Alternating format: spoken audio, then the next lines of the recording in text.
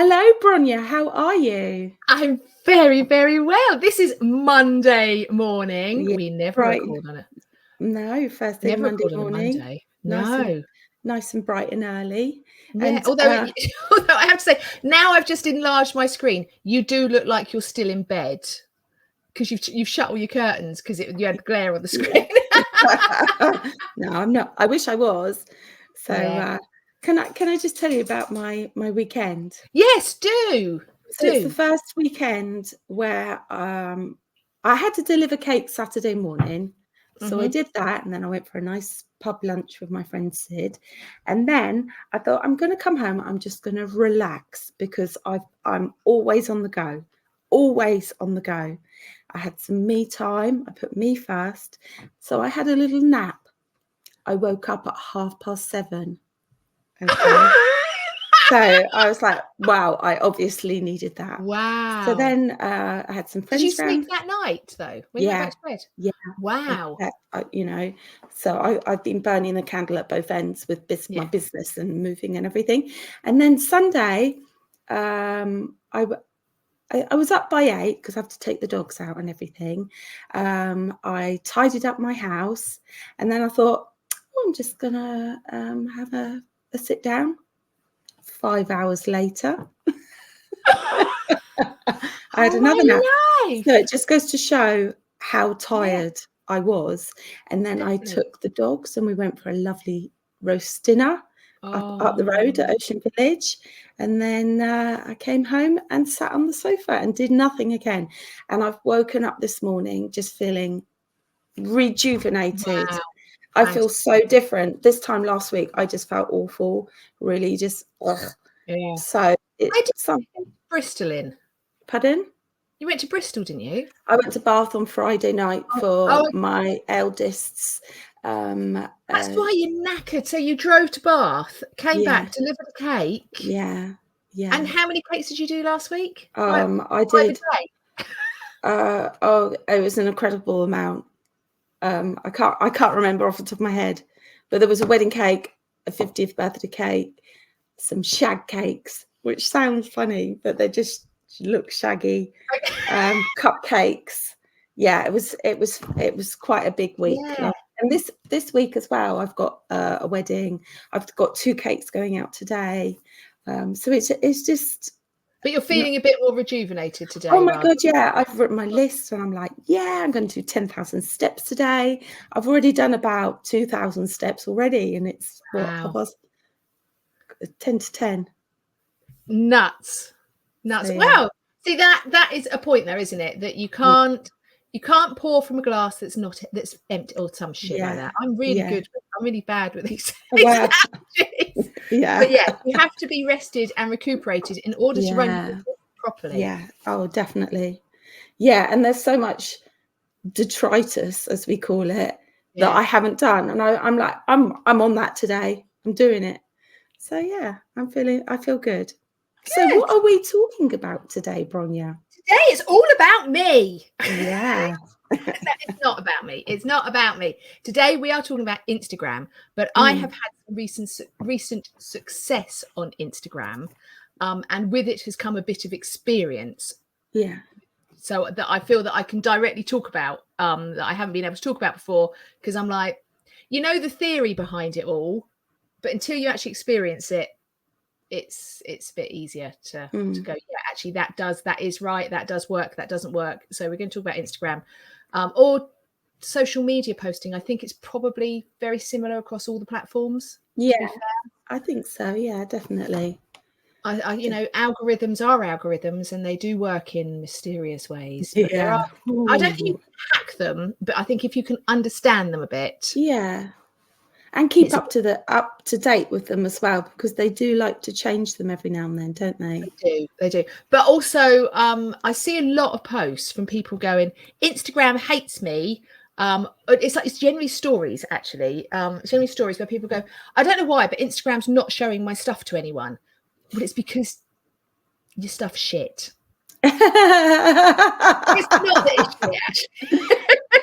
You have to play a certain game with Instagram or with any of these, and that is you have to be engaging, and you have to be engaging at a point that you've got people to engage to. You have to show your stuff at times when people are going to be watching it, and then they can respond to it. Yeah. So okay. So right.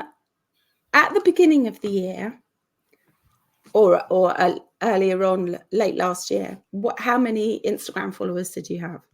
So I've been bubbling for about 4 years, between 1,600 and 1,800 Instagram followers. And at your last count today, how many do you have? Let me just double check. I did check before I came on, but I thought, but you know, that was at least 5 minutes ago, and my brain has shut down since then.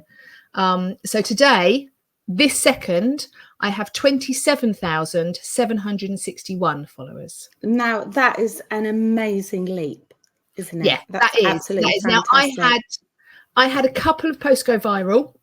One is still bubbling away 2 months later. Mm-hmm. So I had one post go, I think we're at 9.6 million views on one post. And I think I'm going to try and keep my Instagram open. So then I've got another post, which is all about oil, which took me by surprise. And that has got 3.6 million views. So I've got one with 9.6 and one with 3.6 million views. And has it been a steady increase, or was it all an increase at once? So it started. So what happened is that I decided, you know, back in the beginning of the year that we're going to do Instagram properly. Remember that? Remember those times all the way back then? Yeah, I do. Before you decided to move and various other things and shut down on my social media. I have posted on my personal Facebook this morning. I tried to post on my business Facebook, but it wouldn't let me. So, and then I'm doing this. So I'm doing this. So I've given up on that for the moment. Right. So we were going to do an episode. We were going to consciously, both of us, do social media and come back and talk about it. So I started back in January. I decided, I don't know whether I spoke about it on the podcast or whether I spoke about it to you separately. I decided I was going to do a couple of series. I thought, right, if I can do a series, then because it gets me doing something consistently, and I'd seen other people have really good success with series. So I started a series of hints and tips for cake makers. And that started to build. So that did start to build my Instagram. And I went from, in January, about 1,800. And by March the 2nd, and I screenshot it because I was so pleased, March the 2nd, I had 2,000 followers. And I'm like, oh my God, I've grown this in 2 months by 200. And I'm like, this is amazing. I then started doing my cake shed, and I started getting inspiration from other cake makers on how to do that, which I'll talk about, you know, the type of posts I've been posting. And I got this one. So my cake shed was reported to Environmental Health. I put a post out saying, I've been reported to Environmental Health. Now what? And it was like a 9-second video. And then I put a long caption, which what that happens is if someone's got a short video and someone's reading the caption, it has to keep replaying, which the algorithms like. And that's the one that went to 9.6 million. And that was when all of a sudden, like daily, I was growing 1,000 followers a day for about a week and a half. And I was like, this is crazy.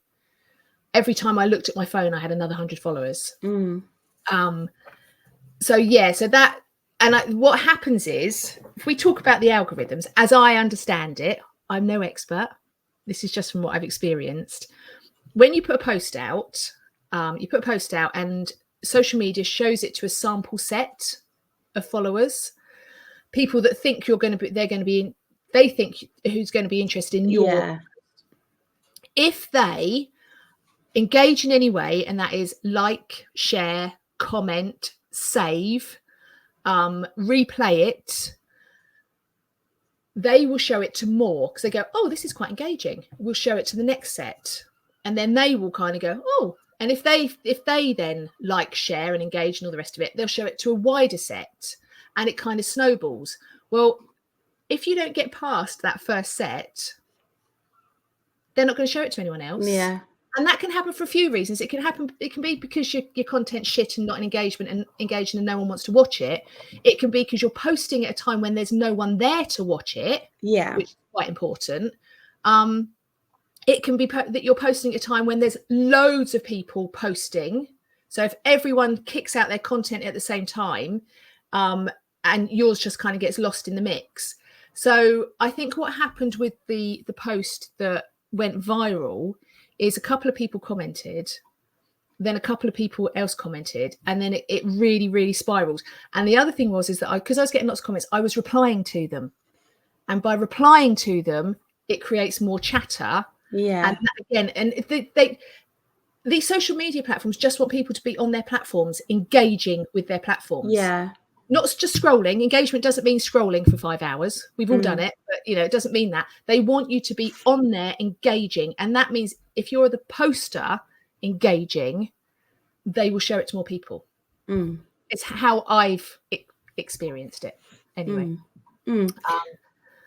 Go on. So if this is me, this is my problem. I just tend to put pictures up. Nobody really looks at the pictures anymore, do they? No one looks at pictures, and no one looks at carousels anymore. Carousels were like a big thing 2 years ago. You had loads of those carousels. No one really looks at them.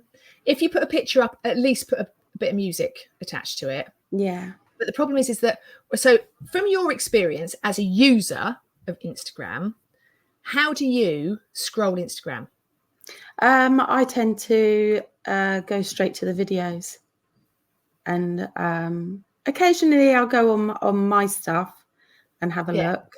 So I tend to get on there. You get shown a video of someone you follow. You click on that, and then you end up being shown lots and lots of people to follow.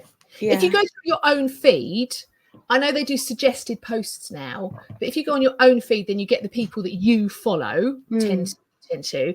But most people, from my own experience, they will click on a video and then they get sucked into that feed. Yeah. And you never get a picture on there. You only get pictures when you look at your own curated feed. That's right. That you're following. So no, posting a standard photo, you're never going to get engagement. Never ever, because they're not shown to anyone. Yeah, and it's not worth wasting that time, is it? Exactly. So instead of posting photos, post. So how I've been doing it, and I'm not saying that this is the perfect way, but how I do it is I set up a video. I set up my phone in the corner with a tripod. And like this week, I've made a couple of cakes this week. I've set them up in the corner and I've just recorded the whole lot, 10 minutes, 15-minute chunks. Remember to keep deleting it off your phone, otherwise you'll never have any bloody memory. And then I will go into something and I will edit that literally to 20 seconds. And when I say edit, I'm not talking, I am no video editor, I promise you. I go in, I put that whole video into a program. I use Rush and I use InShot, and I put the whole thing into a video and I cut massive chunks out. That's all I do. That's my editing. I don't zoom in, I don't fiddle around, I don't move things about, I don't change colors or anything. I literally cut huge chunks out till you get down to like 20 seconds. And now in that 20 seconds, don't try and show the making of an entire cake. Show you crumb coating a cake, 20 seconds worth. Piping, 20 seconds worth. Putting the flowers on, 20 seconds worth. That's all you need. And then write a bloody good caption that people have to keep reading. And if they're reading the caption, your video is replaying. That counts as your engagement. If they like it, that will count as engagement. And then if you do something that's slightly, I don't know, controversial, or someone goes, oh, so what is that you're using? I mean, the one thing that surprised me was baking rods. I used baking rods in a video. How many times people went, what are those little things? What are those little sticks in your cake? And that upped my engagement. So do something that people kind of go, oh, what's that? And ask you about it. And then that's your engagement. And it really is that easy. I say it's that easy. I mean, if it was that easy, I'd have been doing it for bloody years, wouldn't I? But how long do you spend? Do you do this every single day? And how long do you spend doing it? So I post probably 3 to 4 times a week. Yeah. I spend half an hour. It depends. I spend more time on my captions than I do on my videos. Mm-hmm. So I like to write the caption, go away, come back and reread it. Because that's the way I was always taught to write when I was at the magazine, is write something, go away, come back, reread it. I posted something the other day that I shoved my phone in the top of my hoodie because it was cold in June. I was wearing a hoodie, put my phone in the top of the hoodie so I could film what I was doing. And I put a brownie in the microwave. That took me, I don't know, 2 minutes to video. Mm-hmm. It took me 5 minutes to edit, if that. And then I wrote a caption. And that today has had, let me look how many views that has had. 20,000 views. And do you do all your scheduling at once? You go, No, I'm going to do it all on Monday. I don't schedule at all. No. I do it on the hop, which I know everyone's different. And sometimes I have an idea for something and I'll make a draft and I'll write it all. And then I think actually now's not the right time to post it. So there are certain times that I post. So now's not the time to post it. When I come to it, that's the one I'll post. But I don't schedule anything. I'm really bad. I don't plan it. I don't schedule it. I don't. I don't do all those. Do you know?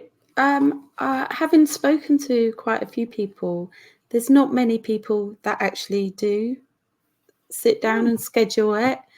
Most of them are like you; they do it on the hop. They have the idea, they do it then, and then. Exactly. It's like, I have got a list of things that that would be quite a good thing to post about. And it's like I did one the other day about the difference between caster sugar and granulated sugar. And the reason I posted that is that I was looking at a video that I was doing for something else, which was a lemon cake recipe, and I had me videoing as I was doing it, pouring sugar into a bowl, and I'm like, I can use that 5-second clip for that. It's funny actually, because one of my friends mentioned to me about that video. Really? Yeah. And I think we've spoken about this before. My eldest was talking about the fact that she was telling one of her friends about us. And she mentioned your cake shed, and her friend went, "Oh, the cake shed lady. Yeah, I follow her." And it is. I mean, the thing is, I think with Instagram, so I've changed what I'm doing with Instagram. I've changed who I am. I've changed who I am making content for. So I'm no longer making cakes. So I'm no longer making content for couples, for brides, for grooms. I'm no longer doing that. So I've had to change who I'm making content for. And my content now is for other cake makers or for people that are making cakes in a different way. Yeah. So my content has been shown to different people, which is quite interesting. That it's not other cake makers, it's not other brides and grooms that are picking it up. But that's the thing, is that when you don't need, it's great to have 27,000 followers. Wonderful. But if I was making wedding cakes, out of those 27,000 followers, how many of them are going to buy a wedding cake off me? Yeah, that's right. You need to make content for the people who you're targeting. And if you are targeting people who want to buy cake, your content needs to be geared. So behind the scenes, if you're going to do behind the scenes, make sure it's someone that goes, oh, I like the way they work. They're clean, they're artistic, they're flamboyant. You're trying to appeal to the people who are going to buy your cakes. Yeah. I'm trying to appeal to people who want to learn how to make cakes and recipes and things. So it's like, but make sure you're appealing to the people who actually your ideal client. Yeah. What does your ideal client want to see? Yeah. Basically. So your Instagram page. Yes. Whereas before, like mine is just pictures. It's boring pictures. So what does your Instagram page look like now? Is it just videos? Yes. It's Yeah. 100% reels now. Yeah. That's all it is on there. Yeah. And they're all less than 20 seconds. Mm-hmm. So it's people watch 20-second reels or 10-second reels in the same way as they would have looked at a picture. Yeah. Yeah. And that's what you've got to think. You've got to think it's not a video, it's a moving picture. Yeah. Because that's how people are scrolling now. They're looking at moving pictures. And they will only stop and watch if it's actually engaging. And what about hashtags? Do you still put hashtags on them? Yeah, I do. I do still use hashtags. I can't tell you whether they work. I don't know. I know I search when I'm looking. Yeah, for I things, do. I do. Yeah. So I always think if I'm searching like that, then other people will be searching like that still. Yeah. So I still think so. If I'm putting things about my cake shed up and I want people to come and buy cake, I will still write Epsom cake maker, cake in Epsom. So I'll still try and, really hone down on that.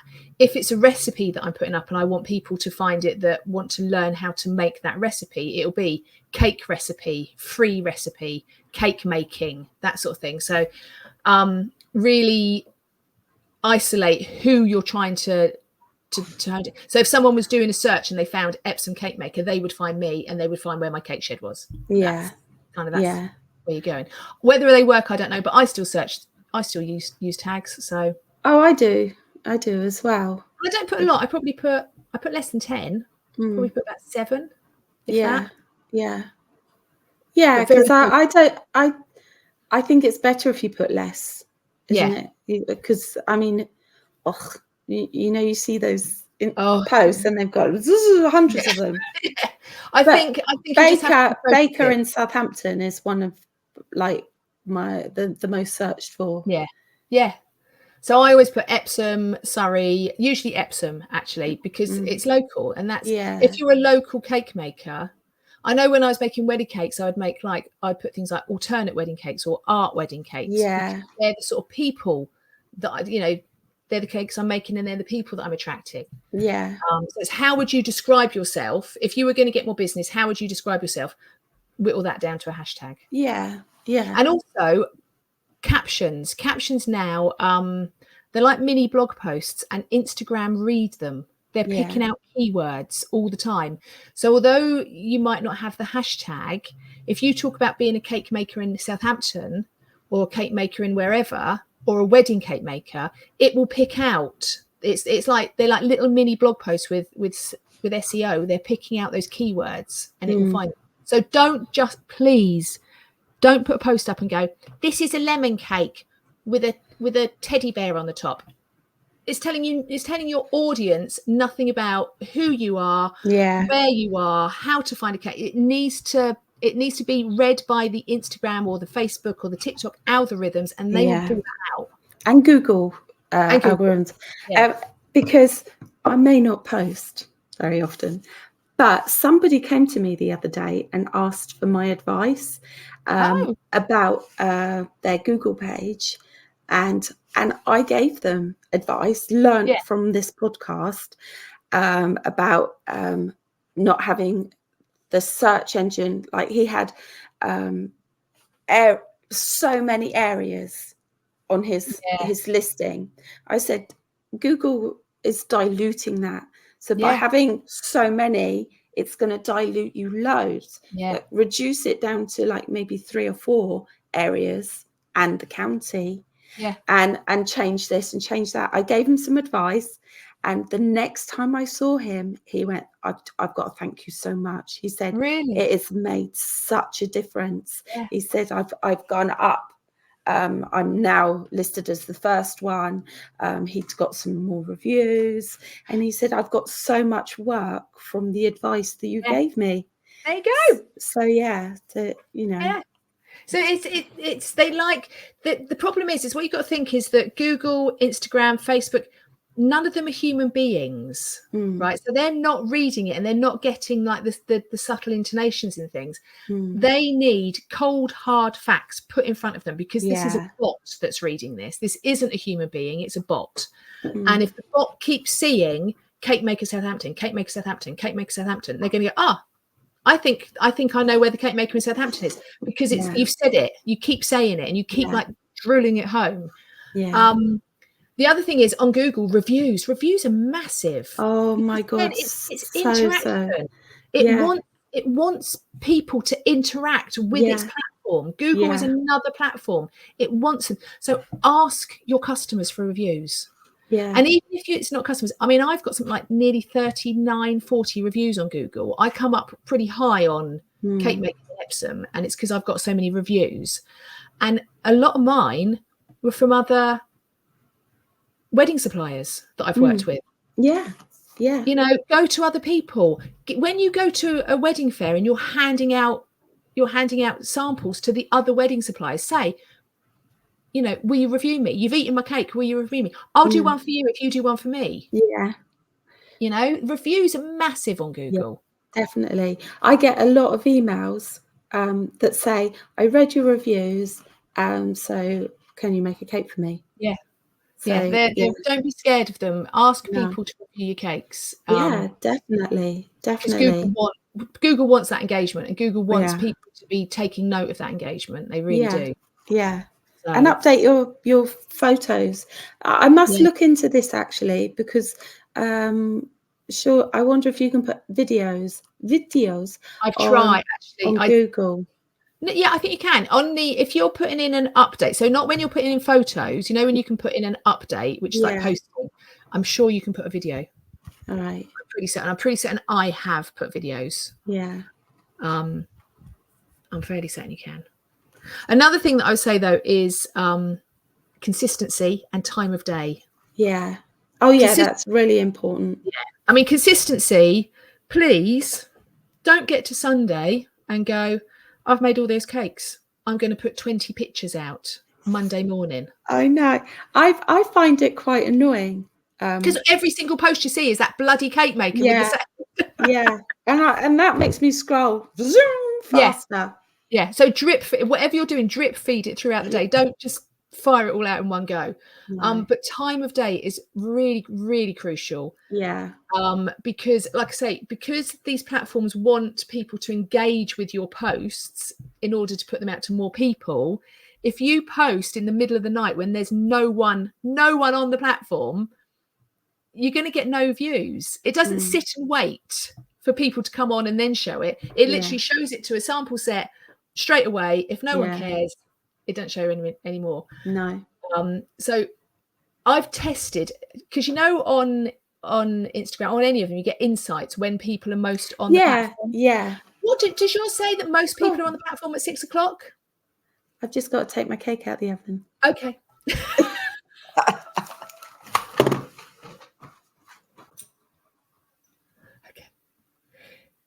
So when you go into your insights, what are the times that Instagram say to you or wherever? 4:30, 6:30 is right. Like when and people get home from work.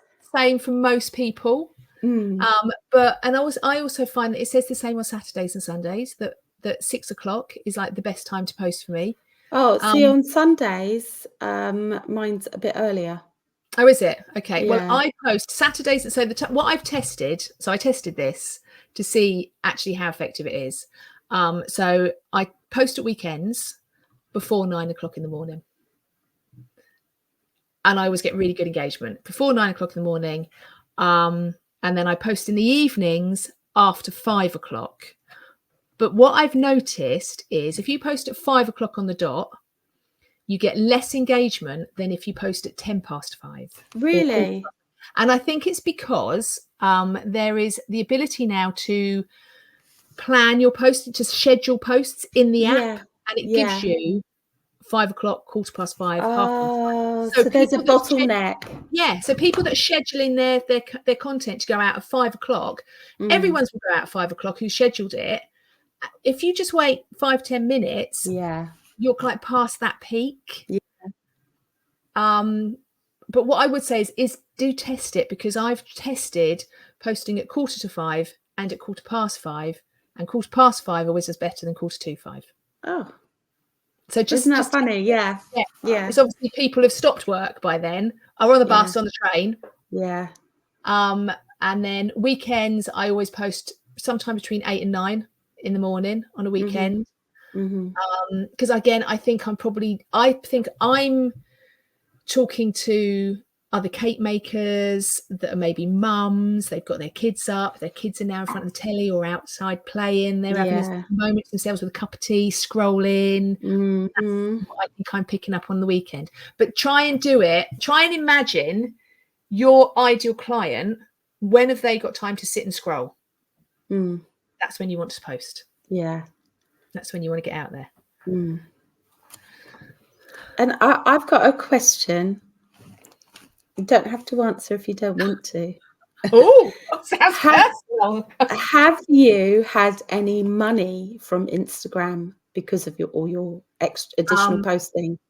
Not directly from Instagram. I haven't had any sponsorships or anything like that. What I did have, and what I have had, is an increase in sales of my cookbook. Which I suppose, when you think, what are you doing it for? And I am doing it to increase sales in my cake shed and increase sales of my cookbook. That, to me, the effort that I'm putting into my marketing, that's paying off. So when that post went viral for a couple of weeks, I probably made £1,000 in cookbook sales. That's brilliant, isn't it? Yeah. So that, to me, that was my payoff. Yeah. I haven't had any sponsorship. People were driving to the cake shed from far. I mean, I went out there one day and she went, "Oh, I've come from," I can't remember where it was, but she'd driven. She said that she was from Kent somewhere, but she's staying with her boyfriend nearer. But it was still like a good half-hour drive away. Wow. And 10 o'clock in the morning, rummaging through the shed and she said, "Oh, I've seen you on it." And then she posted on Instagram, on one of my posts, she posted, "I tried this cake this morning. It was delicious." So yeah, that's fantastic. That's what I'm kind of thinking. It's why are you posting it? If you're doing it just to get the numbers up on your Instagram, just to get the serotonin buzz of, "Oh, look how many people," don't do it for that reason. Not unless you want to be an influencer. Don't do it for that reason. If you're doing it for a structured reason, and this is why I want to do it, I want to sell more cakes, I want to sell more classes for my cakes, I want to get more people aware of who I am, do that.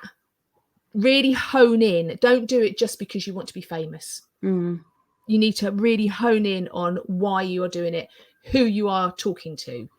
And that's when the money will come in, because that's when you'll make sales. But yeah, I haven't had any sponsors.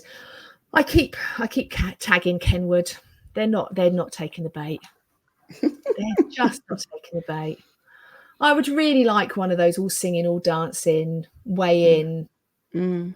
Kenwood, if you're listening, I really, really want to be one of your sponsored people. But hey, never mind. I will still keep using Kenwood anyway. Yeah. I will love you even if you don't love me back. I'm waiting for my hand mixer to break so that I can get my Kenwood hand mixer. But I love my hand mixer. I have had it as product of the week previously. Yeah. And it started. The gears are starting to go. It's starting to make that. But yeah. See, I have a Kenwood K-Mix hand mixer, and I don't think they make them anymore. No. I don't make K-Mix ones. I haven't seen them. I'm sure they make an equivalent, a sturdy equivalent. But I hope so. Yeah. But no, I haven't made any money directly from Instagram. But is that what I want? I mean, I don't know whether I'm not an influencer. I don't know whether I want to. No. Yeah, and I think you've found your niche. You're really excited about it. Yeah. I don't get that. Oh, I've got to post. Yeah. You're like, oh, I'm going to post this. I've got this idea. I'm da da da da da. And that's that's what it's about. You want to do something that you really enjoy. Yeah. Not, I think is we all came into cake making because we love cake making. Mm, You know what I mean? I just think, you know, we all started doing this because we really love it. yeah. You don't start a business in cake making. You've got to love it. It's a hard business to be in. You know, it's hard in many, many ways. And so marketing is like that extra drag on you. So Yeah. do something that excites you. Do something that you would want to watch and that you know your customer wants to watch. And it can be really, really simple. Just the simplest thing, crumb coating a cake. I mean, I'm not being funny, right? I have been making cakes for over 15 years. I will still watch someone crumb coat a cake on Instagram. Yeah. Many times a day. Yeah. I will still watch people pipe on a cake. I will still watch people clean a rug. What? Oh, I know those rug videos. I love them. They're so good. Why? Exactly. Yeah, why? And if I say to anybody else, do you watch the rug videos? They all go, yes. I mean, that's crazy. Where do they get these dirty rugs from? I know. And why put so much effort into cleaning them? Yeah. But wow, they're worth a lot of money. How do they get that dirty? Yeah. Seriously. Yeah. But we all watch other people make things. And it's like it's the things that you think are really mundane and really boring are the things that people want to watch and want to be involved in. I mean, there's a whole TV series with Greg Wallace around a bloody factory because we're obsessed with watching things, how they're made. How do they make a Twix? Exactly. And we all watch it because we all go, oh, it's like that. Oh, well, I thought they'd have done that. And that's what you need to do. You need to tap into those kind of things that people kind of go, oh, that's quite interesting. They don't have to be amazing videos. They just have to be interesting videos. Yeah.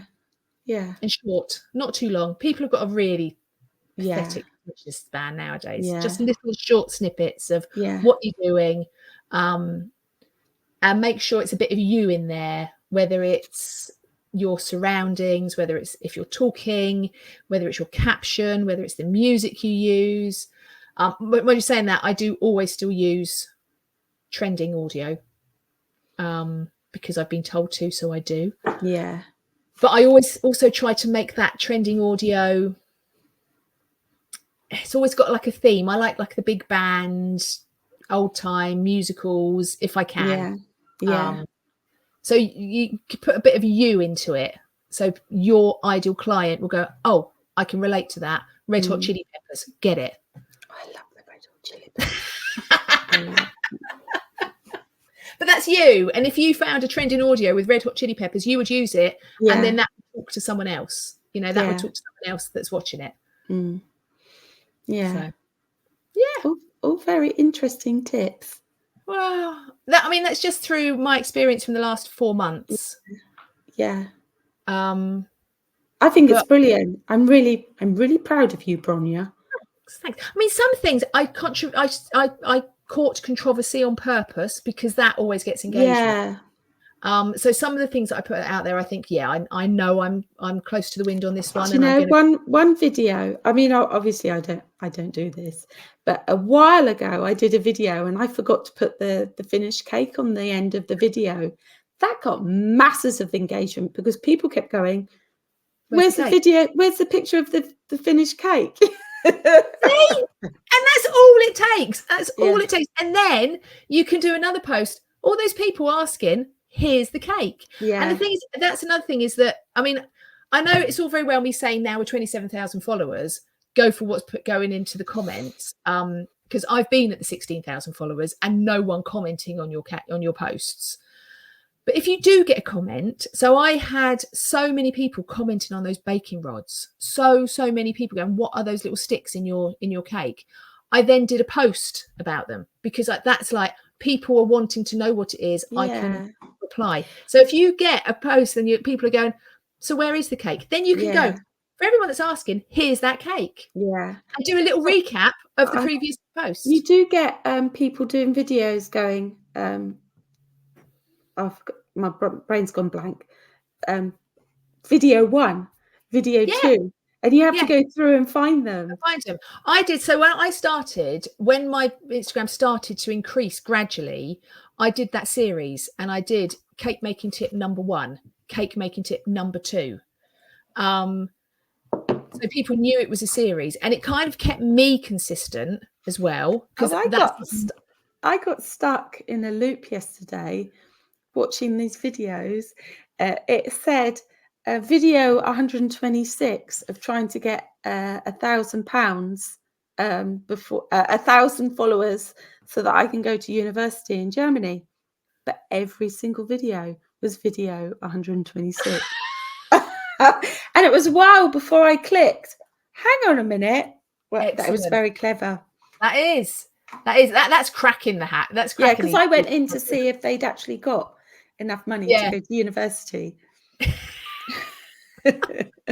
See, I mean, the reason I did the series was to keep me on track, because I thought if I started a series and did series 1 and number 2, if I then stopped, I was just going to look like a prat. Yeah. So that's why I kept it. It made me keep going. I think I got to 12. So I thought, okay, that can be a series.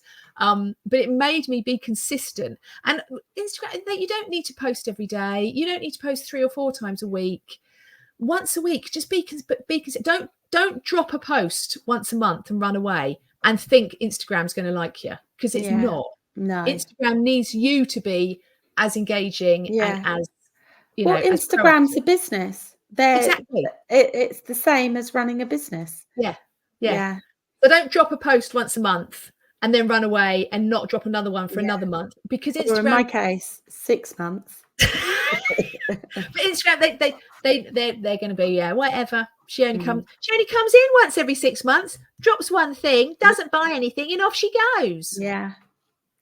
And that's what you got to think. If you have repeat customers, you treat them better. Yeah. Oh my God, yeah. Yeah, and that's what Instagram is doing. I had one of my returning customers, sisters, is now a returning customer. Yeah, she had cakes on Friday. And how well are you treating them? Oh, very well, very well. In fact, I gave her a bigger cake, and I went, "Oh, can you a bigger cake?" Because I want her to come back again, because they love me. They love me. They want you to keep spending. You want them to keep spending money and keep having your cake. That's what Instagram wants. That's what Facebook wants. Facebook wants you to keep coming back and talking about stuff. That's right. That's right. It's not rocket science. None of it is rocket science. If you think of them as a business, none of it is rocket science. And just because Instagram's not showing your post doesn't mean to say you're in Instagram jail. It really doesn't. It just means your post wasn't engaging enough, or at a time when there was no one to engage. Try harder. Right. Okay. Shall we jump straight in? Product of the week. Product of the week. It's time for product of the week. You really are on fire today, aren't you? I am. I'm so on fire. I'm going to go first. Go. So here is my teeny tiny product of the week. I'm going to fire. Tiny. It is. Oh. Right. So I've had a lemon one of them. Go on. So sometimes you get it's so small. Where's it gone? You get a request for a cake that you don't make very often, and you want to put some essence in it or extract. So I and also you've got to be careful with your essence and extract, because some of them can taste a bit. Yeah. So I've made weirdly, I did one on Friday, and I've just taken one out of the oven now. And I don't really do this flavor: cookies and cream. And I didn't want to buy a huge, massive load of it and then have to throw it away when it goes out of date. So I buy it's 1 fluid dram, or 3.7 milliliters. So it's a teeny tiny little jar. I didn't know that a dram was an actual measurement. I just thought it was a wee dram. It's a wee dram. So this is a wee dram. Oh, there you go. And I bought mine from Cake Stuff because I use Cake Stuff, and it was about £2.70, and I've got a teeny tiny bit left, so I'm going to put some in the buttercream as well. And Is then, it essence or is it like an oil? I think it's an oil. Hang on, let's see. Because the lemon one I had was a lemon oil, and it was really good. Yeah. Oh, it's fantastic. I've had a peanut butter one as well. Oh, And you can get red velvet as well in this. okay. So it's propanolene, glycol, water, alcohol, natural and artificial flavors. It's gluten-free. Keep out of reach of children, as you do. Let's see what else it says about it. It's a super strength flavor, extremely concentrated. Yeah. You only need a few drops for most uses. Michigan. It's based in Michigan. Okay. You can add it to sugar paste, royal icing, marzipan, buttercream, chocolate and candy, cake, custard frosting, fondant, cream, yogurt, cake mixes. Oh my God, loads. It just goes on and on and on. And I suppose because it's such a small amount and it's an oil, so you can probably put it in chocolate because it's an oil, and because it's such a small amount, it's not going to affect the texture or so you can put it in chocolate, it's not going to affect the texture of it, is it? Yeah, and it smells amazing because sometimes you get these and you smell them and you think, ugh, I don't want to put that in my cake. I had a cream cheese. Oh my God, like that. That is hideous. That just smells like parmesan. So I had the cream cheese. I can't remember who it was made by, but I had a cream cheese emulsion. It's this company. I'm pretty sure. I had quite a big one. Loran. And I threw a massive batch of cream cheese frost, or effectively buttercream with cream cheese emulsion in it, because it tasted so nasty. I don't think it was that one. It was a different one that I had. Oh right. Oh, and it was such a nice. And I smelt it, and I thought, oh, it don't smell great. Once it's in, maybe it's going to be better. It wasn't. It just tasted like chemicals. Yeah, this one does a cream cheese one as well. I do that. Maybe I need to look at that. Yeah. But I try not to do those ones. Well, someone actually ordered a red velvet and cream cheese cake this week, and I said to her, "You're going to have to keep it in the fridge." I don't usually say this about cake, but you're going to have to put it in the fridge because it's cream cheese. Yeah, and that's the only reason that I would use a cream cheese one. But but some of them, it was so chemically. But that one, I've had a lemon one like that, and it didn't taste like chemical. And they do orange as well, which is really scrummy. Yeah, an almond essence is always really good. Oh my God, yeah. Yeah. All right. So what's your product? How much was it? I think it was £2.70 or something like that. Oh, so it's pretty cheap. And you've done a few cakes with it? Yeah, I've done 2 cakes with it. I had a look. You can actually some of them were quite expensive, but I thought this is. Do they do like alcoholic flavour? Because they're the ones that are quite difficult sometimes, aren't they? Like the champagne flavour and stuff like that. Yeah, I don't know actually. Champagne in a cake it makes it too runny. Yeah, I use I can't think of the brand. I used to make my own flavouring. I used to concentrate it. Yeah. But I find that I would burn it. Yeah. And it would just taste awful. Yeah. And then you have to drink the rest of the bottle of the champagne. Yeah, it's awful. Such a drag. So I can't remember the brand that I use, but that is one. Even though I hate making it, champagne and strawberry is one of my most popular flavors. Yeah, but it's a celebration. It's a proper celebration flavor, isn't it? Yeah. Well, I do it a lot for weddings. Yeah. I don't actually like it. I do not like it. You don't have to like everything you bake. But everyone who has it always goes, yummy, this is so good. I really love this. So I think it makes a difference. You have to like a cake flavour. Yeah, I don't like chocolate orange. I don't like chocolate orange, but it was chocolate orange. I did chocolate orange in the cake shed the other day. Very popular flavour. Personally, can't stand it. Oh, love it. love it.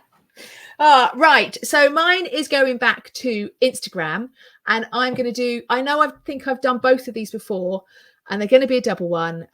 It's the editing apps that I use. Mm. So both of them Yeah. are free. I don't pay for either of them.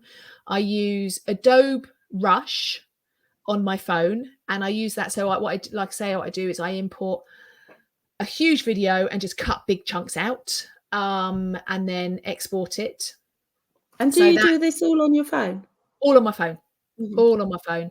I've tried to do it on my computer, and I'm really rubbish at it. I just find it really hard to do on a computer. So I do it all on my phone. So that's Adobe Rush.